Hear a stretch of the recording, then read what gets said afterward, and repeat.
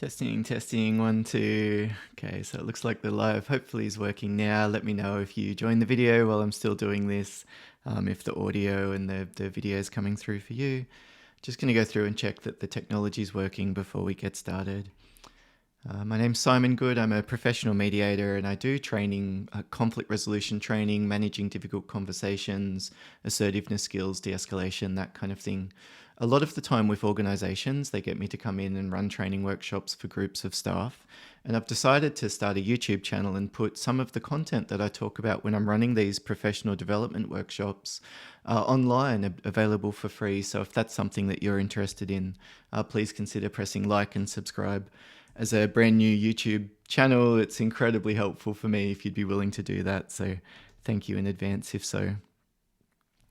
So these are the topics that I'm going to be covering. I'm looking at the topic today specifically of you've got staff who keep using their phone. It's a recurring issue that often comes up when I'm running conflict resolution training workshops, and it's incredibly frustrating, I think, for managers, team leaders, business owners, particularly I think for younger staff who maybe have a higher level of addiction, and they might also have a different set of values that they bring, a different set of expectations. And so what I'm going to do today is talk about some options from a leadership perspective of dealing with that issue of staff using their phone, particularly at work, during their shifts, in front of customers, during meetings, that kind of thing. So at the beginning, I'm going to talk about some options that we have for strategic analysis, looking at the situation and trying to figure out what's going on. And that's really helpful then to develop options. And I'll talk about even some of the ways that we can refine those options as we come up with a practical plan that might work. I'll then talk about some actual example phrases that you can use. So this would be an example of raising it in a less confrontational type of way. This would be an example of using what's called a positive confrontation, so upping the ante a little bit. I'll also then talk about how to escalate the assertiveness further, drawing the line, holding on to boundaries, and then once you've clarified expectations, and if the other person's still not following through with it, I suppose you'll need to make a decision about how long you'll be able to tolerate that. And at some point, you'll need to reach the point where you give them an ultimatum. This is your final chance. This is the last warning, that kind of thing. And so I'll talk about the most effective way that you can do that as well. About me, I do management consultations for organizations that have gone through an issue or they've got some cultural problems and they're looking to sort of reorient the team. I do workplace mediation myself directly, conflict coaching, as well as that conflict resolution training that I mentioned. This is my podcast. If you're interested in other resources and you'd also be interested in audio, feel free to check that out too. So I mentioned that this issue of staff using their phone is something that comes up pretty frequently, and it tends to look something like this. Maybe the first example there, you're running a busy restaurant and you notice a staff member using their phone. It looks like number of tables are waiting to be cleared and customers are giving dirty looks. So, I mean, that would just be such a tough spot to be, especially if it's your restaurant and you're watching literally customers who may not be as likely to return just because of something that staff are doing. And then you also don't want to overreact and be overbearing and jump the gun and come across as too full on, in which case you might trigger defensiveness and resistance in the staff that you're dealing with. Maybe it's the second situation there. You're a contractor working in construction and the younger apprentices are constantly on their phones and not paying attention, which means that they don't help out unless they're asked. I hear this pretty frequently, people talking about the Generation Z, the people in their early 20s coming through and joining the workforce. And they really need to be spoon-fed instructions and directions. I don't know if that's your experience working with junior staff. I'm not sure if it's a lack of capacity to show initiative or maybe just a different set of expectations. They don't want to do something that's going to make a mistake. Maybe they're more sensitive to that type of thing, like standing out and getting something wrong. Or maybe they haven't just been taught this way of dealing with the world that you need to show initiative and go for it.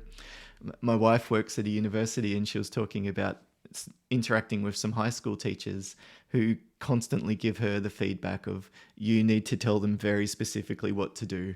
Go to this website, type your name, type your last name, type your date of birth, like very step-by-step kind of thing. And it's certainly in terms of my wife's perspective, probably more than she expected.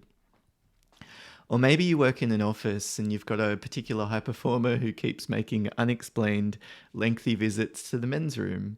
They can be away from their desk for over an hour. Once you heard what you thought was a roulette wheel sound coming from the next cubicle. I suppose this particular staff member might be indulging in a little bit of gambling during their extended visits to the toilet. And in all of these situations, you can easily imagine that there are different factors that are contributing here. And so it would make sense then to take a different approach. And as we develop our capacity for dealing with workplace conflict, that's often something that I notice is that instead of a knee-jerk reaction and a default way of dealing with difficult conversations, for example, or giving feedback or whatever it is, people start to develop more of a capacity for flexibility. And this would be an approach that works with this person, but I'll need to do something different next time around, or with this other person that I'm dealing with. Or it's sort of just looking at the situation case by case, the people involved, what are the factors that are contributing, and then making a decision about how to respond versus just, I guess, reacting on the spot.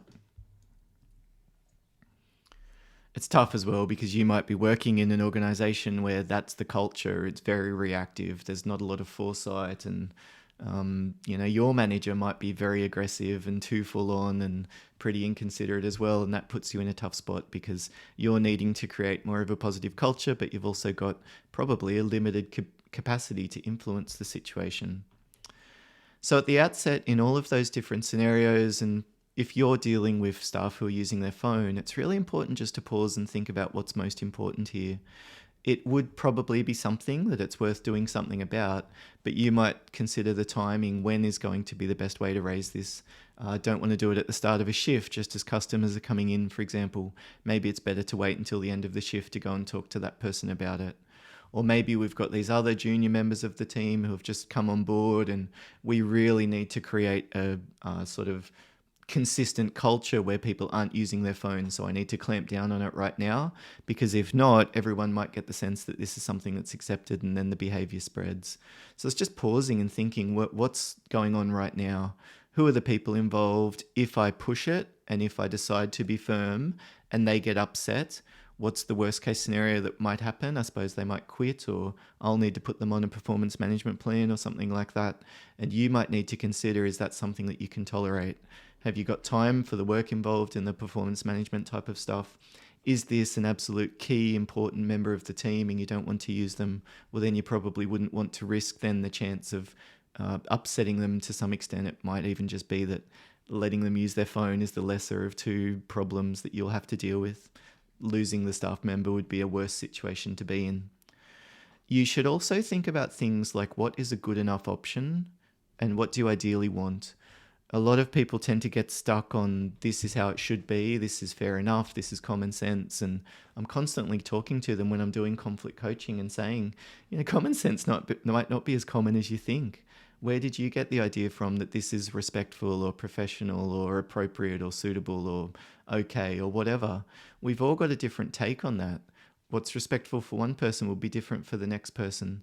So for you, in terms of what do you ideally want, what I'm talking about there is behavior. What do you want them to do? Do you mind if they check their phone quickly, but they're not taking calls? Is that acceptable? If they let you know, their kids are sick, they've got a babysitter, or they need to check messages from the school. If they give you a heads up ahead of time and do it without customers in the room or in the office or in the restaurant, is that suitable for you? Like, what's your minimum level that you'd be willing to accept? And then what are you actually hoping for? Just clarifying those two things means that we can start by aiming up here, but we don't end up then negotiating down past the point where that's kind of like our minimum level that we could agree to. You might notice as well, as I'm doing these types of training workshops, I always talk about language like, is that something you can agree to, or is that something that you can live with? A mistake people often make is to use language like, are you happy with that? And of course, can you put your phone in your locker? Are you happy to do that? Of course, they're not happy to do that. They hate doing that. I'd say something like, is that something you can live with? Is that something that you can agree to?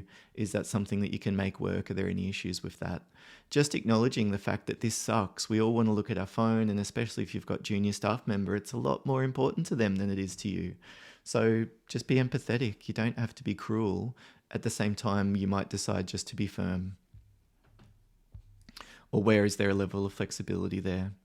You might also think about your options. I mean, you could talk to them about it directly. You could send an email about the issue to the whole team. You could think about a formal warning or something like that.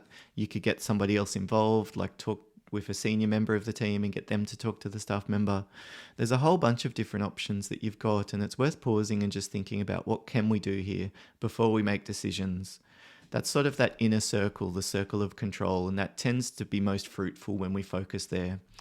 The next circle out is this circle of influence, and effective leaders, effective managers often find ways to expand their circle of influence, creating connection with the people at a deeper level, giving them insight into the customer experience and what happens when they observe stuff using their phone, talking to other members of the team about this issue and getting their ideas on the topic. That might encourage buy-in, and then they start to pull other people up on the team when they see them using their phone.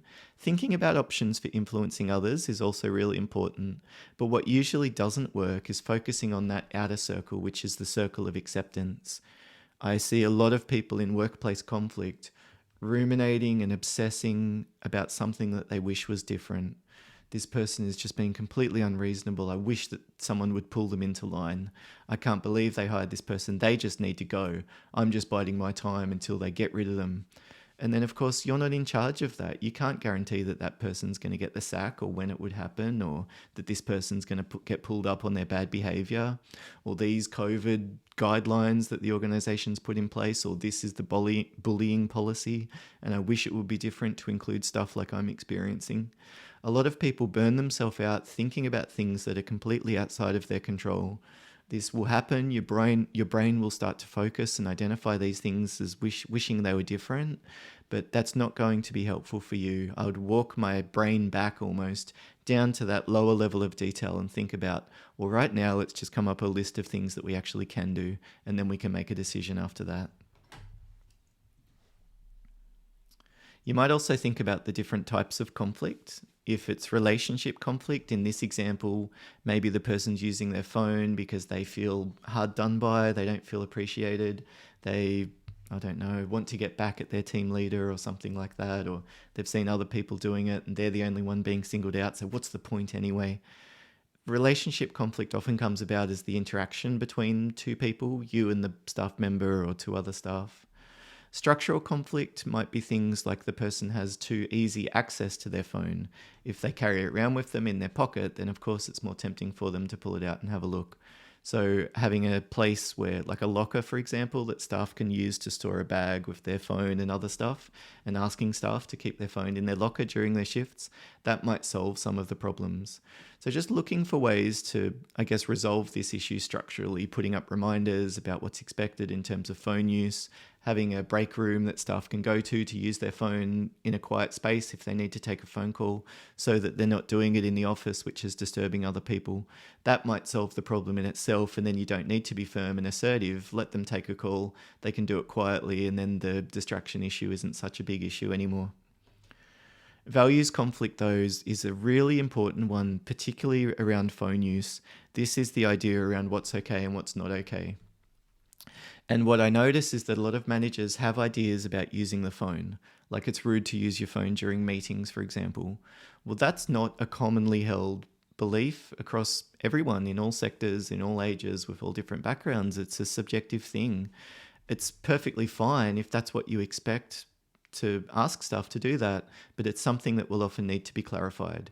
So when we're dealing with values conflict, the key here is to acknowledge both values, both sides of the argument. And we would usually start with the other person's perspective. So if we think that it's values conflict, I might talk to the staff member and say something like, look, I just want to touch base about meetings, and something I've noticed is that you've been using your phone a little bit. Look, I know a lot of workplaces don't mind that type of thing, and even other managers here might tolerate that. I just want to be transparent with you, though, that while we're in meetings that I'm running, I expect staff to be concentrating on the discussion, which typically means that they won't be using their phone. If you've got an emergency happening, there's something that you need to keep an eye on, you're buying a house or something, let me know, and I'm happy to talk about some flexible arrangements. But moving forward, unless you do let me know that there's something that you'll need to keep an eye on, I'll be expecting you not to be doing that. Is that something that you can make work? I know we've got different ideas around this. What are your thoughts? So we acknowledge both of those different perspectives and then basically open up the door for a discussion. That key at the end is, what do you think? What's your take? What's your perspective around all of this? What do you think would work best? Data conflict would be just making sure that the staff know what to expect. An interest conflict would be stuff like the staff want to use their phone, it's fun, you want them to focus on their work because you're paying them and it's important for them to be productive. And there might not be a way to meet both of those interests. So here we would often need to decide, well, how accommodating or how assertive do we need to be? Can we meet in the middle? Do we just need to be firm? Can we tolerate some level of the behavior? What are we going in with here? Deciding that ahead of time is often so much more helpful than trying to come up with all of this sort of off the top of your head when you're in a sticky situation. The next important step is to clarify. This is that data conflict and the values conflict stuff. It's to ask for what you want. And here what we want to focus on is discussing the actual behavior. Be specific about what's expected. Is it absolutely no phones? Do you mind them checking it once every 30 minutes or so? Is it phone calls that are the problem but messages are okay? Is it selfies during their shift? Like, what's actually happening here? And be specific. Can you please stop doing that? Can you make sure that you're not doing that while this customer's in the store? If you need to take a call, can you go outside because it's distracting other staff? Outlining reasons is good, but what you want to do is to keep those reasons general and consistent. So if I said something like it's causing a distraction with the other members of the team, I know a few of them have trouble concentrating at the best of times. And then the staff member says, well, I'm not the only one using my phone. What they're trying to do is to almost invite you into a side road in the conversation. It's like, let's have an argument over here. And what will be most effective in most cases is to just stick to where you want to go. And I would just keep the reason then general and consistent. I'm not the only one doing it. Yeah, I get that, and there might be other people that I need to talk to as well.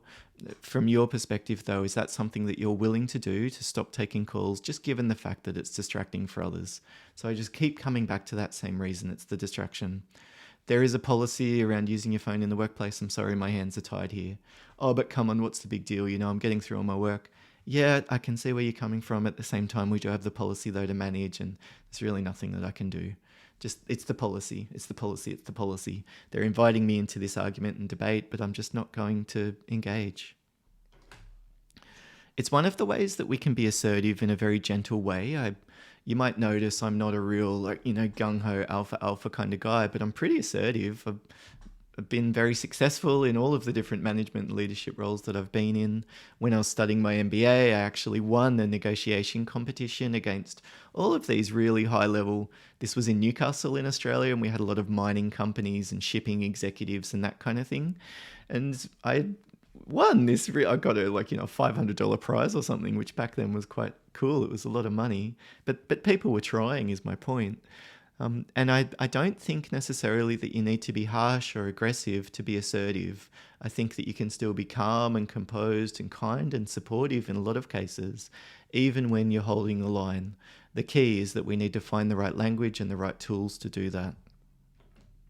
So coming back to those reasons in that very firm way and just keeping the conversation on the track that you decide, that's an example of that. It's this organic way of just avoiding the distractions. Let's just stay on target. And at all costs, avoid criticism. Now, when we're talking about something like staff using their phone, I really like this option of if you, then I. It's like a moderate way of at least dealing with the topic initially. If you can make sure you're not taking calls or using your phone while the customers are in the store or whatever it is, then I'm happy for you to check your message every now and then, as long as you're getting through the rest of your work. If you can make sure that you're not usually checking your phone during your shift, as we've talked about, unless there's an emergency that you're dealing with, then I'm happy to talk about more frequent breaks so that you'll have a chance to check it more often. If you can do this, then this is what I'm going to do for you that's good for you. Or if you want to structure it differently, here's what I can do for you. In order for me to do that, I need you to do this. A really effective tool that you can often use also in negotiation. I often talk about this as one of the strategies when I'm doing negotiation training. So if you're able to keep your phone in your bag during your shift and make sure, what do you want them to do? You complete all your paperwork each day, or you're responsive to customers, or clearing it as soon as each diner in the restaurant leaves, then I'm happy to talk about hourly breaks, similar to what a smoker might take, where you can go outside and use your phone for 5 minutes. If you can do this, keep your phone in your bag, I'll do this, give you more frequent breaks. I tend myself to use what I think of as a pretty collaborative leadership model, and I think that this fits quite well with that too. So let's imagine a situation where you've told them not to use their phone, but they keep doing it. This is probably a point where you'll need to confront them on it. And I like this model, Positive Confrontations, developed by Barbara Pacta. I'll put a link to her book in the show notes. It's quite a good resource. I like the model. It's reasonably simple and easy to apply. And the idea is that we talk about what is the person done and what's the consequence. Then we specifically ask them to do something different, focusing on their behavior. And then the final step is a check. It's like, is that okay? Are there any issues with it? That type of thing. So here we might say something like, hey, Jim, I've noticed you using your phone a couple of times during the shift. In other places you've worked, this might have been totally fine, but while you're working here, I just want to be clear that the expectation is that you won't be using your phone. So it's very clearly, this is what's happened. You've used your phone and you're not supposed to be. The second step is the ask. Last time we discussed it, it sounded like you were okay with it being kept in your bag. I'm not sure if something's changed. Is that still possible? How does that sit with you now?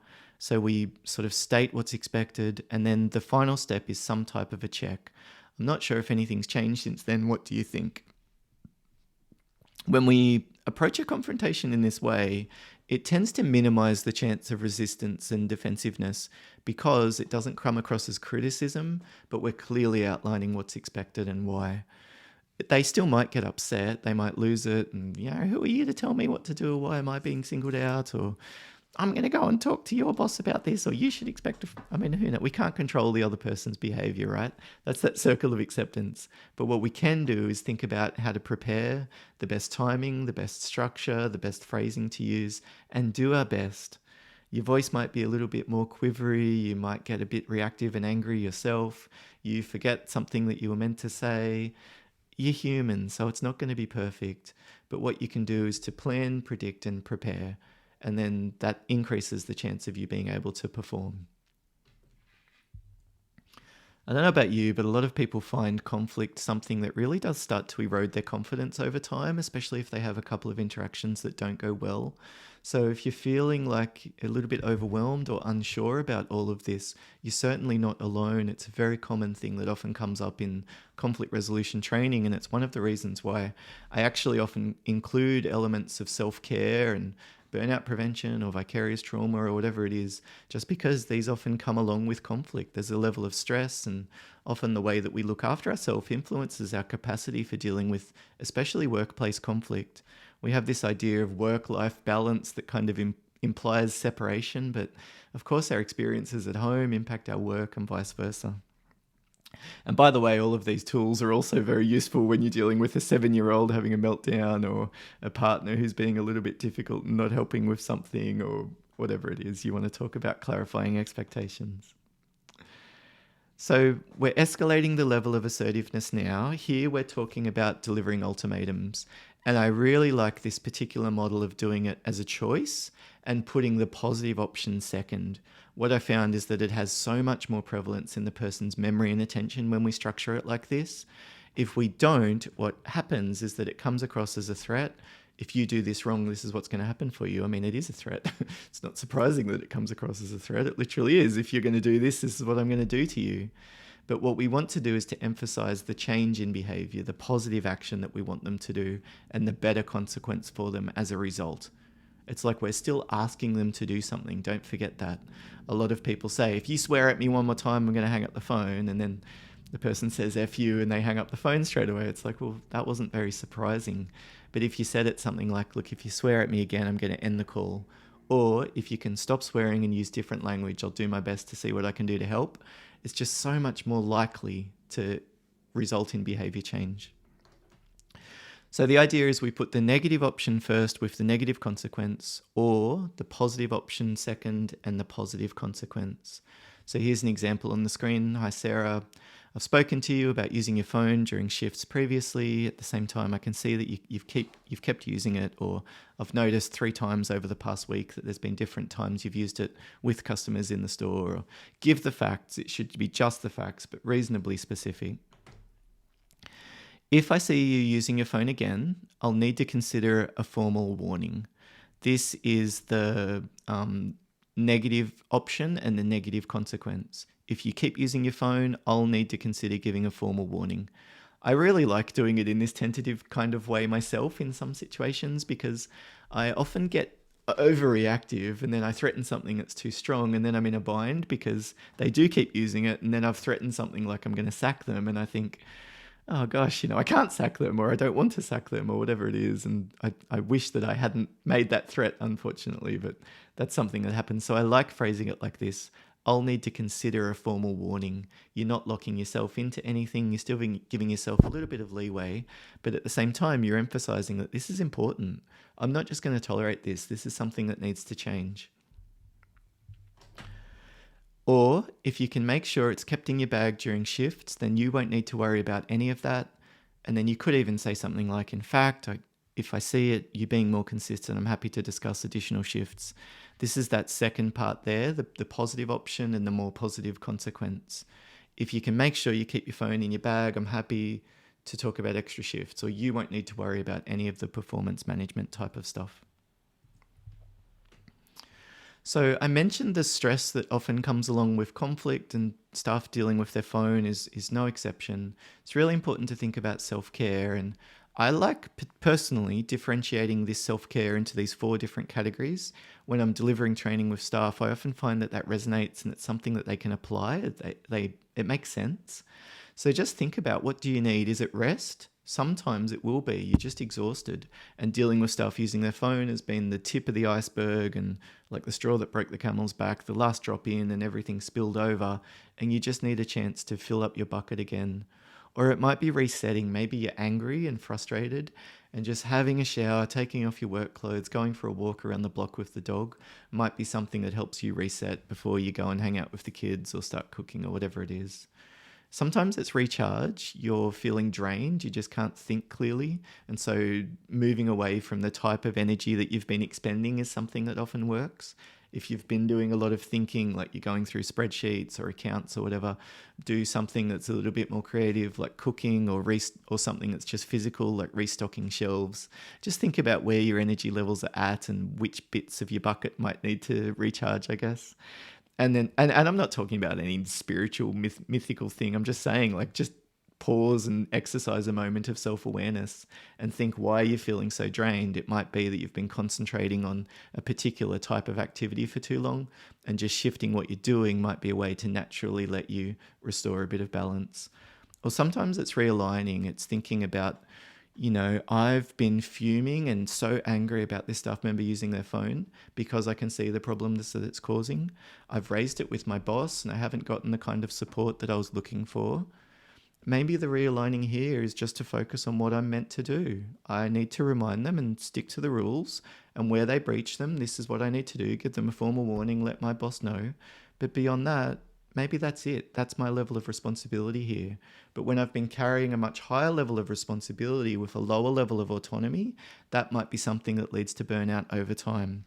So that realigning and just pausing and thinking about, am I overthinking this? Am I taking on responsibility that I shouldn't? Am I trying to people please? Am I trying to keep everybody happy?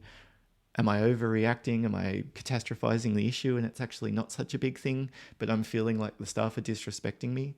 Just pause and consider what's going on for you, and that often gives you information then about what you need. Well, thank you so much for watching. I'd love to know how you found this format of doing these types of training workshops. Again, if you'd be willing to press like and subscribe, it makes a massive difference. I'm just starting on the YouTube channel, so that really, really does actually help the channel grow. If you've got a question about anything that I've talked about, please feel free to leave a comment and I'll reply to you myself. If you've got another example of a case study, a topic, are there particularly difficult people that you're dealing with? Is there a particularly challenging issue that comes up in your role? Or is there something outside of work to do with conflict that you'd like me to talk about? Some of the self-care stuff, the assertiveness skills, de-escalation. What would be helpful for you? I'm prepared to just put out these resources for free. So I'd love to know what would be useful, because that helps me to focus on the right areas. Thank you so much for watching. All the best dealing with the conflict that you might be managing, including staff dealing with their phone. And I hope that the session has been helpful for that one. Bye for now.